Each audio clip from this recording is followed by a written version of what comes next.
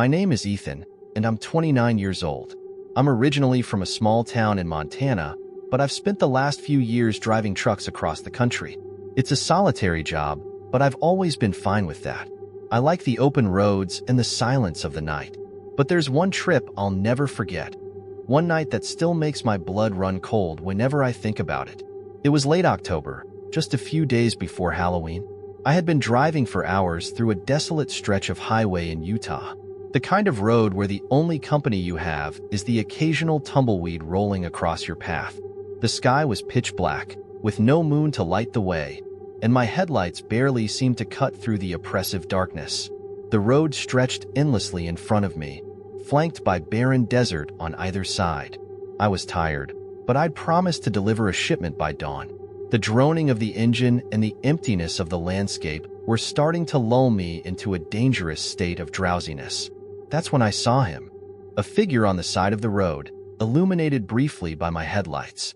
He was standing next to an old, beat-up suitcase, his thumb outstretched in the universal signal for a ride. Normally, I wouldn't stop for a hitchhiker, especially not in the middle of nowhere at night, but something about him caught my attention. He looked off. His clothes were outdated, like something out of the 1950s, a worn suit and a fedora. His face was pale, almost ghostly, but his expression was calm. Too calm. I slowed down and pulled over, more out of instinct than rational thought. As he approached the truck, I rolled down the window. "Need a ride?" I asked. He nodded, his smile polite but cold. "If you don't mind." Against my better judgment, I unlocked the door and let him in. He climbed into the passenger seat, placing his suitcase carefully on the floor. The air around him was icy, a strange contrast to the warmth of the cab. "Where are you headed?" I asked, trying to break the silence as I pulled back onto the road.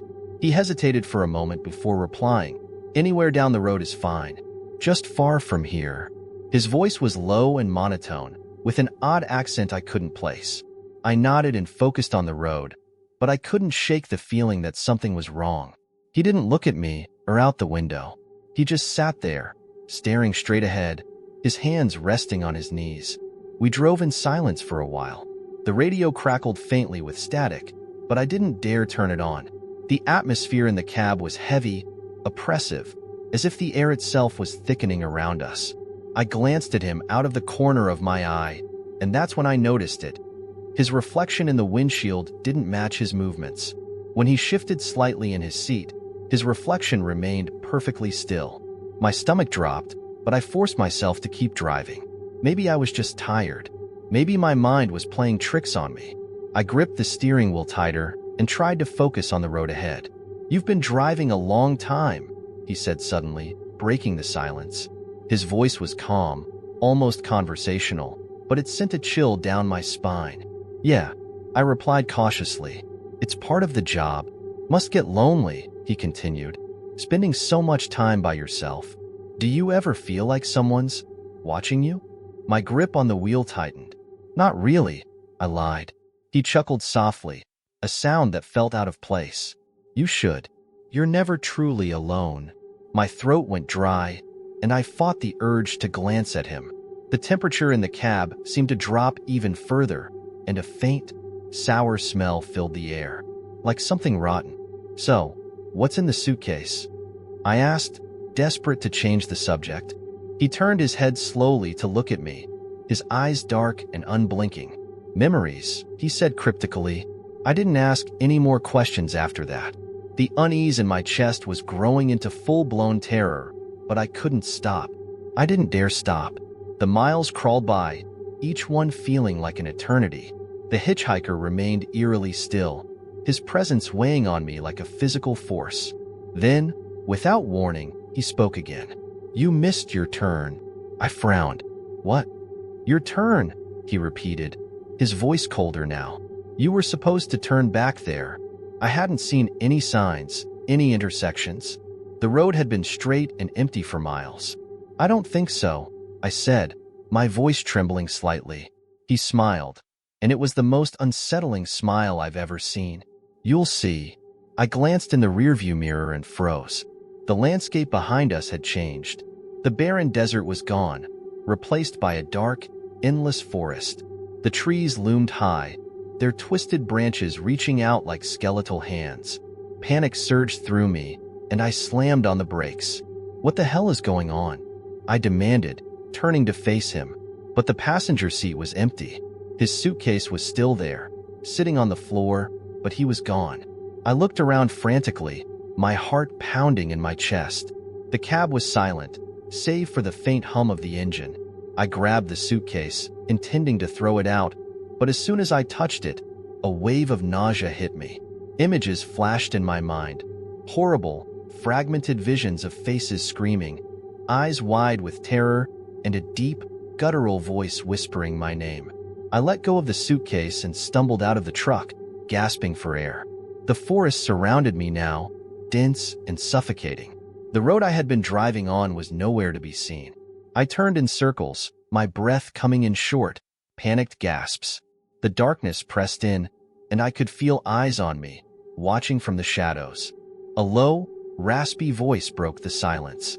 "You should have kept driving." I whipped around, but there was no one there. The voice came again, this time from behind me.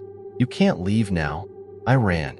I didn't know where I was going, but I ran as fast as I could, my boots crunching on the forest floor. The shadows seemed to shift and move, closing in on me. I tripped over a root and fell hard, scraping my hands and knees. When I looked up, he was there. The hitchhiker stood a few feet away, his pale face expressionless. "You were never alone," he said, his voice echoing unnaturally. I scrambled to my feet and backed away, but he didn't move. Instead, he pointed to the suitcase, which was now somehow in my hands. "Open it," he commanded. I shook my head, tears streaming down my face. "No, I won't." His smile returned, cold and cruel. "You already did." The forest around me dissolved into darkness, and I woke up in my truck, parked on the side of the highway. The sun was rising, casting a pale light over the desert. The suitcase was gone, and so was the hitchhiker. But the memories remained, etched into my mind like scars. I quit my job a week later. I haven't been on the road since, and I've never told anyone this story. But sometimes, late at night, I hear his voice in my dreams, whispering my name. And I know he's still out there, waiting for his next ride.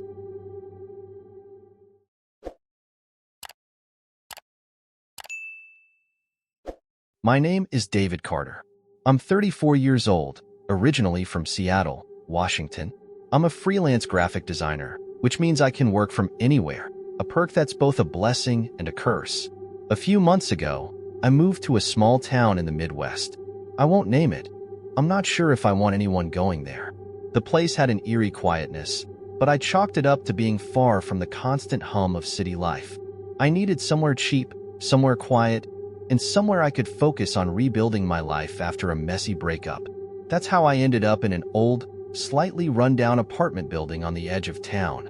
The rent was dirt cheap, and the landlord, Mr. Gleason, seemed eager to have a tenant. "You'll like it here," he said with a wide, toothy grin that didn't quite reach his eyes. The apartment was small but functional. One bedroom, a kitchen, a living room, and a bathroom. The walls were a pale, peeling yellow, and the hardwood floors creaked with every step. It wasn't much, but I figured I could make it work. Besides, I was alone. What did I need with luxury? The first few days were uneventful. I spent my time unpacking, working on client projects, and exploring the town. It wasn't until the end of the first week that I noticed something strange. I'd gone out for groceries, and when I returned, my apartment door was unlocked. I was certain I'd locked it. My stomach dropped, but after checking the rooms, I found everything in place. Maybe I'm just being paranoid, I thought.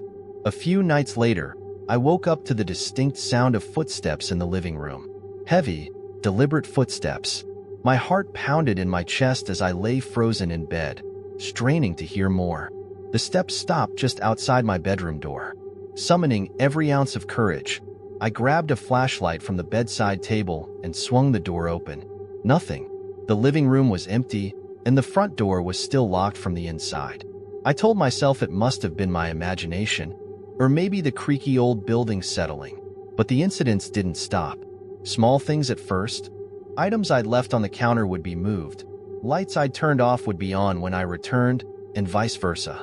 Once, I found my laptop open on a page I'd never visited. I convinced myself I'd been careless, that I was just stressed. But deep down, I knew something wasn't right. Then, I started noticing the smell. It was faint at first, like damp earth and rotting wood. No matter how much I cleaned, it lingered, growing stronger in certain areas of the apartment, particularly the living room. The stench was so bad one night that I slept with a scarf wrapped around my nose and mouth. The final straw came about a month after I'd moved in. I'd set up a small shelf in the living room for my books and collectibles. One night, as I worked late on a project, I heard a loud crash. I rushed to the living room to find the shelf toppled over, its contents scattered across the floor. That would have been explanation enough if not for one detail. The shelf hadn't fallen forward or sideways. It was lying flat on its back, as if someone had forcefully pulled it away from the wall. I decided to install a cheap motion-activated camera in the living room. I told myself it was for peace of mind, but I think I already knew what I was going to see. The first 2 nights, the camera captured nothing unusual. Then, on the 3rd night, I reviewed the footage and saw it. At exactly 3:27 a.m., the camera picked up movement. It wasn't clear, just a faint blur, like a distortion in the air, moving from the kitchen to the couch. It stayed there for a while before disappearing. I replayed the video dozens of times, trying to rationalize it. Dust? A trick of the light? But nothing could explain the way the distortion moved, purposeful and almost human. I didn't sleep that night. The next day, I called Mr. Gleason. Has anyone ever complained about strange things happening in this apartment? I asked, trying to keep my voice steady. There was a pause on the other end. Then he chuckled. Old buildings make noise, David. You're just not used to it yet. He hung up before I could press him further. The activity escalated after that. Shadows moved where there shouldn't have been any. My belongings were rearranged daily. Once, I woke up to find every cabinet in the kitchen wide open. The smell became unbearable, and I started finding clumps of dirt on the floor, as if someone had tracked it in from outside. Except I hadn't had visitors. One night, I decided I'd had enough. I started packing, determined to leave the next morning. As I stuffed clothes into my suitcase, the lights flickered. Then, the temperature in the room dropped so suddenly that I could see my breath. I froze as a low, guttural sound, almost a growl, came from the living room. Slowly, I walked to the doorway and peered inside. There was something standing by the couch. Not a person, not an animal.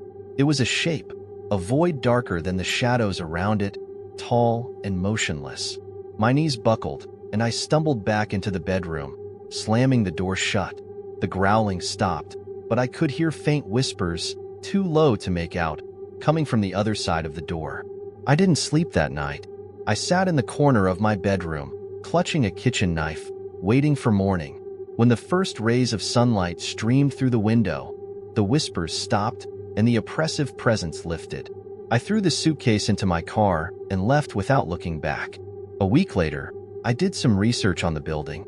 It took hours of digging through obscure forums and local archives, but I found a thread about a string of disappearances in the 1970s.